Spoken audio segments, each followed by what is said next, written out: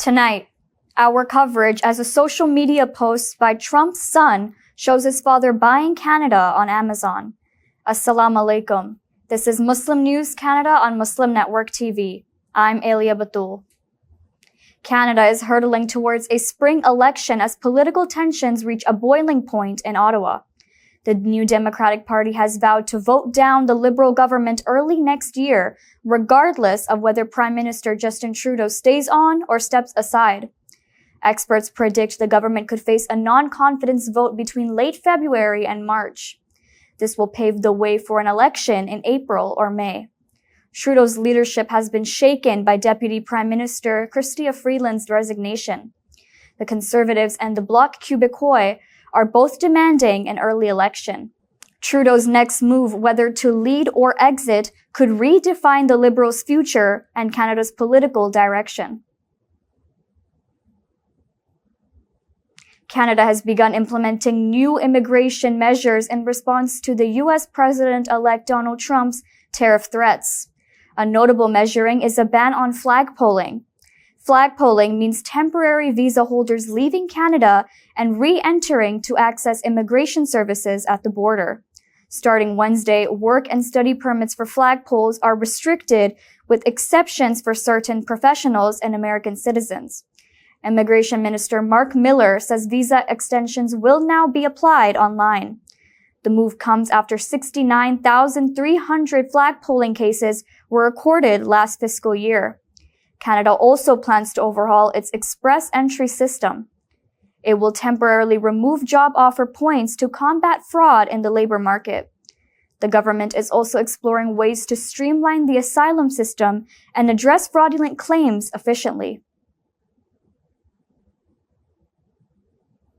Eric Trump, one of U.S. President-elect Donald Trump's son, has sparked a controversy by posting an altered image of his father purchasing Canada on Amazon.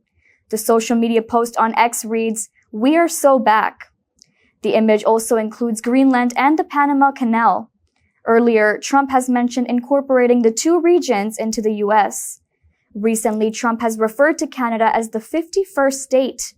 Trump's comments comes as he has threatened Canada with a 25% tariff on Canadian goods. The move has alarmed officials in Ottawa. In response, Canadian Prime Minister Justin Trudeau has announced a $1.3 billion spending plan to curb illegal immigration and drug flow in 6 years. Trump often refers to Trudeau as Governor of Canada on social media platform Truth Social. In related news, U.S. President-elect Donald Trump has mocked Canada in his Christmas message on social media platform Truth Social. Trump suggested hockey legend Wayne Gretzky should run for prime minister. He says Gretzky would win easily without campaigning. Recently, Gretzky attended Trump's election night party in Mar-a-Lago with his family. Photos show him wearing a white hat with the message, "Make America Great Again." They say Gretzky's support for Trump tarnished his image. Many say they have lost respect for the hockey icon. Trump has also criticized Canadian Prime Minister Justin Trudeau.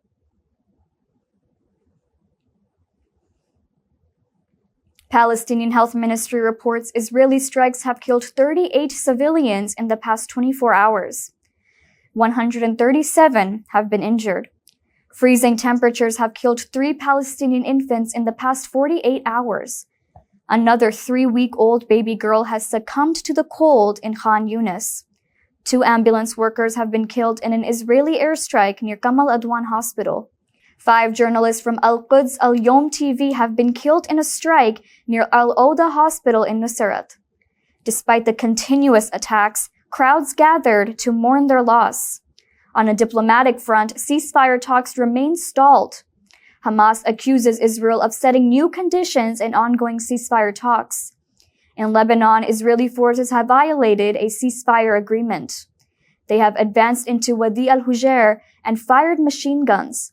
The Lebanese army has closed all roads leading to the area after the Israeli incursion. Israel's war on Gaza has killed at least 45,399 Palestinians. More than 100,000 have been injured. Israel faces a genocide case at the International Court of Justice for its deadly war on Gaza. The International Criminal Court has issued arrest warrants for Israeli Prime Minister Benjamin Netanyahu and former Defense Minister Yoav Gallant for war crimes. A USAID-funded report warning of famine risks in northern Gaza has been withdrawn. The report was compiled by Famine Early Warning Systems Network. The report showed up to 75,000 Palestinians are facing famine due to a severe blockade of food supplies.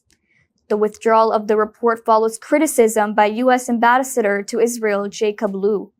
Lew calls the data outdated and inaccurate. He says estimates by the Israeli government shows the population in the area is between 5,000 and 9,000. The withdrawal of the report is facing backlash. The Council on American Islamic Relations condemns Lew's remarks. Critics are accusing the U.S. of dismissing the humanitarian crisis and are demanding the report's release. Israel's war on Gaza and blockade continues to leave thousands at risk. The situation remains critical for those unable to evacuate.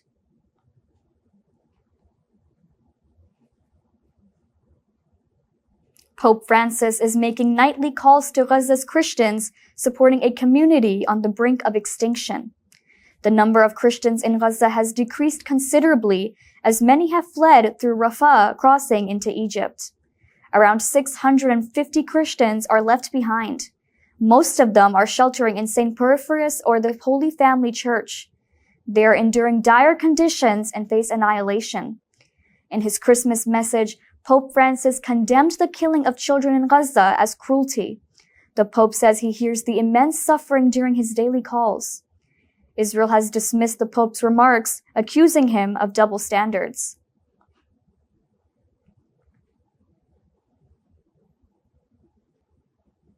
The Taliban vow of retaliation after Pakistan's military launched air raids in Afghanistan's Paktika province. The airstrikes targeted Pakistan Taliban fighters after recent cross-border attacks. Afghan officials claim the strikes killed 46 civilians, including women and children. The Taliban condemned the action. They say they have the right to defend Afghanistan's sovereignty. Pakistan has been accusing Afghanistan for providing safe haven to militants responsible for attacks on its soil. Last week, a militant attack killed 16 Pakistani soldiers. Pakistan's envoy to Afghanistan, Mohammad Sadiq, met Afghan officials hours before the air raids, urging stronger bilateral cooperation. Security analysis linked the strikes to Pakistan's ongoing anti-terror campaign. However, experts warn that such measures, without a coherent policy, may escalate violence and hinder dialogue between the two nations. Pakistan's northwest continues to face rising militant attacks. More than 1,500 incidents have been recorded this year. That's all from our Toronto studios. Thank you for watching Muslim News Canada. We are a community channel dedicated to bringing you stories you can trust. Please like, share, and subscribe to our content. You can also comment to let us know what you think of our coverage. You can donate now by visiting muslimnetworktv/donate. For more content, keep watching Muslim Network TV.